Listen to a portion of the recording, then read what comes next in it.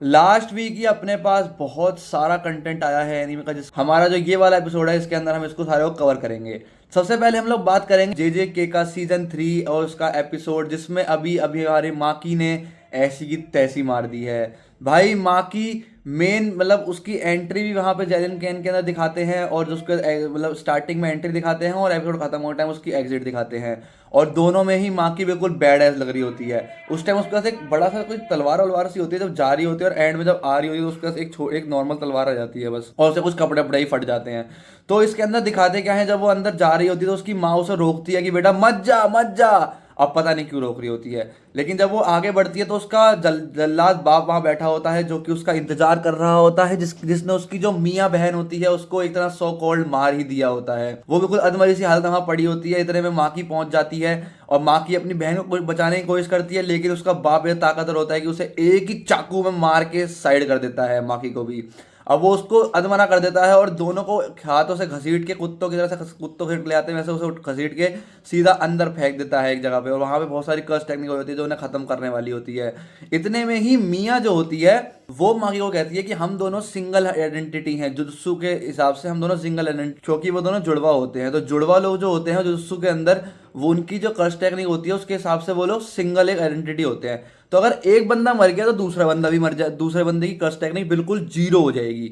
तो फिर वो बिल्कुल ही तोजी की तरह बन जाएगा। जैसे कि आपको पता ही होगा, तोजी एक ओजी करेक्टर था इसके अंदर, जिसकी भाई पावर्स तो उसकी चुम्मा पावर, उसने तो गोजो को भी नानियां दिला दी थी दोस्तों। तो फिर वही अब तोजी जैसे बन जाओगे, तो फिर वही वो ये करती है कि अब वो क्या करती है कि मतलब कि वो मरने के लिए रेडी हो जाती है, और अपनी जो ताकतें वगैरह होती हैं थोड़ी बहुत, वो उसकी सारी कस्ट टाइम में छीन के, और जो जो एक तरह से ओजी कैरेक्टर उसको मागी को बना देती है। लेकिन मुझे बात समझ नहीं आई, जब भी ये लोग किसी को मार रहे होते हैं तो ये साले एकदम से ऐसे समुद्र सा क्यों ले आते हैं? हो सकता है कि वो हेवन के लिए जाने का रास्ता ऐसा कुछ बनाते हो कि हेवन के लिए जाने का कुछ रास्ता है, इस वजह से मियाँ की टेक्निक ये होती है कि वो अपनी कर्स टेक्निक से कोई भी औजार बना सकती है, कोई भी हथियार बना सकती है। तो वो मरते मरते उसके हाथ में एक पत्ता दे के चली जाती है, जिस जब उसे बाबा देता तो पता चलता है कि वो एक स्वॉर्ड होती है जो उसके हाथ में होती है। और फिर जैसे ही वो वहां से जैसे ही वो मियाँ तो मर जाती है, वो अंदर से एक औरा सा निकल के बाहर आता है, उसके बाप की फट जाती है कि भाई मैं इस वाले औरा को भूलना चाहता था, और एकदम से मैंने क्या एकदम से महसूस किया दोबारा ये औरा कहाँ से आ रहा है, कि वो वही सेम औरा तोजी के अंदर से आता होता है। तो मतलब वहां पर एक नॉर्मल सा दिखाते हैं कि पहले तोजी का बहुत हल्की शेडो दिखाते हैं तोजी की, और एकदम से मियाँ दिखा देते हैं, और फिर वहां से वो निकल के आती है और बाप को एक सेकंड में उसका सर फाड़ के आगे बढ़ती है। उसके बाद जो उन्होंने उसके अंदर जो आपका सीन दिखाया है ना, भाई साहब एब्सोल्यूट सिनेमा। सिर्फ और सिर्फ रेड दिखाया, ब्लैक एंड व्हाइट कर दिया और रेड ही रेड दिखा दिया, खून ही खून, खून ही खून, खून ही खून, खून की नदियां बहा देती है वो। एक से बढ़कर एक एक्शन दिखाया है भाई, किसी का सर फाड़ रही है, किसी का कान फाड़ रही है, किसी का कुछ फाड़ रही है। भाई माँ की जो होती है रेड मार देती है पूरे के पूरे जैनिंग लैंग्वेज, जितने भी मतलब कि हैंड कॉम्बैक्ट वाले बंदे उससे लड़ने के लिए आते हैं। लेकिन फिर एक टाइम के बाद वहां पर जुत्सु से लड़ने वाले लोग आ जाते हैं। अब वो जुत्सु से लड़ने वाले लोग होते हैं, तो वो वहां पर एकदम से जुत्सु लड़ रहे होते हैं। अब भाई मेरे को एक बात समझ नहीं आई, उसके अंदर एक ओजी करेक्टर होता है भाई, उसने उसको रोक रखा है बकायदा उसकी आंखों से, उसने उसे पैसा पकड़ रखा है माखी को, और माखी उसको खत्म कर रही है, उसकी आंखों से आंसू निकल, मतलब कि उसकी आंखों से खून निकल रहा है, सब कुछ निकल रहा है। और दूसरा आदमी आराम आराम से दो ही कदम चला रहे, भाई तू जल्दी चल ले, तेरा पीछे वाला बंदा मर जाएगा भाई, कर क्या रहा है तू? फिर वो जल्दी भागता हुआ मतलब कि वो जाता उछल के मारता है, इतने में माकी उसका भी सर फाड़ देती है, और इस तरह से जितने जुस्सू वाले बंदे होते हैं उन सबको भी मार देती है। फिर वो आगे जाती है और वहां पे एकदम से नोया की एंट्री दिखाते हैं। तो जब नोया की एंट्री दिखाते हैं तो नोया यार, नोया एक तरह से बहुत, उसकी जो स्पीड होती है उसमें उसका बीजीएम दिखाया, वो बहुत तगड़ा दिखाया उसकी स्पीड का। और जिस तरीके से वो उसकी रेड मार रहा होता है माकी की, उसे मार पीट रहा होता है, भाई साहब एब्सोल्यूट सिनेमा है। मतलब जो उन्होंने उसके अंदर एनिमेटर्स को काम दिया है ना भाई, उन्होंने बहुत ज़्यादा लिटरली अच्छा काम किया है, बहुत ज़्यादा मतलब कि दिल को लुभाने वाला काम किया है। बहुत बढ़िया से वो एनिमेटर चल रहा था, लेकिन उसके बाद जब माँ की नोया का मुंह फाड़ देती है ना भाई, जो उन्होंने 5 से 6 एंगल से उस चीज़ को दिखाया ना, पट पट पट पट, मतलब एक टाइम को तो भाई वो हंसी भी आने लगी थी, लेकिन भाई लिटरली बहुत ज़्यादा अच्छा लगा वो सीन। उसमें जो वो उसका मुंह फाड़ देती है, उसके बाद वहां से वो जाती है अपनी माँ के पास। अब माँ को भी वो क्यों मारती है, क्योंकि माँ भी उस क्लैन में रहती रहती माँ का भी जो एक तरह से हृदय परिवर्तन हो जाता है, वो माँ जैसे कोई चीज़ नहीं कर पाती, तो माँ भी इनको भी रोकती है कि तुम भी ऐसा कुछ गलत काम मत करो ये वो। तो इसलिए अपनी माँ को भी मार देती है। अब माँ का होता है हृदय परिवर्तन, इधर वो जाती है, वो भी नोया को मारती है। अब भाई नोया को तो भाई हर कोई मार रहा है, साला घट्टा है, जो उसका मन करता है वो जाके चला जाता है साले को, नोया को तो।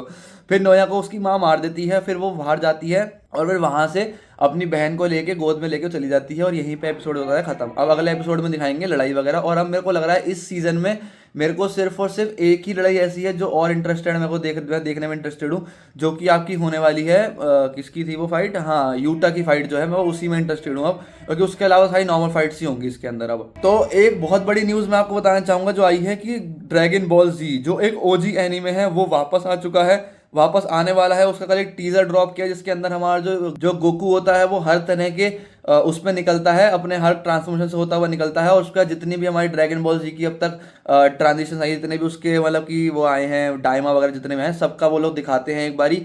और उसके बाद वो लोग कहते हैं कि ये जो एनीमे है वो 2027 के एंड में ड्रॉप होगा, जो कि आने वाला है आपका ड्रैगन बॉल जी सुपर, जिसके सब लोग इंतजार करते हैं, सुपर 2।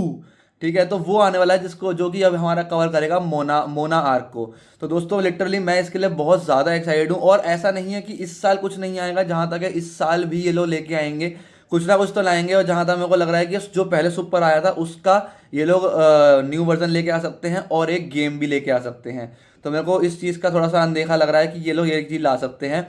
तीसरा पॉइंट है हमारा आज का, जो है सबसे बड़ा पॉइंट, सबसे बढ़िया पॉइंट, जो कि मेरे को दिल से इस टाइम बहुत अच्छा एनीमे लग रहा है, sentence to be the hero. इसके अंदर क्या होता है कि एक हीरो होता है, हीरो मतलब कि जैसे हीरो एक बहुत अच्छी आइडेंटिटी मानी जाती है, लेकिन इस एनीमे के अंदर हीरो इज नॉट अ अच्छी आइडेंटिटी।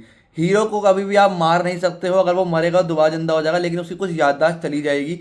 तो इसके अंदर यही दिखाया है कि इसके अंदर एक गॉडेस होती है जो कि हमारे हीरो का हमें साथ दे रही होती है। और थर्ड एपिसोड के अंदर ये दिखाते हैं कि वो एक और डीमन किंग को मार देते हैं। तो अब तक वो 2 डीमन किंग को मार चुके हैं। पहला एपिसोड पूरा 1 घंटे का आया था, वो भी बहुत ज़्यादा इंटरेस्टिंग एपिसोड था, बहुत सी लड़ाई दिखाते हैं। लेकिन ये कि डायरेक्ट इन्होंने जो एनीमे स्टार्ट किया वो लड़ाई के अंदर से ही स्टार्ट किया, कुछ भी मतलब कि पहले से दिखाया नहीं कि भाई कुछ आ गया किसी ने अटैक कर दिया, नहीं, डायरेक्ट ही आप लड़ाई के अंदर ही हो, बिल्कुल मिडल ऑफ द वॉर हो आप।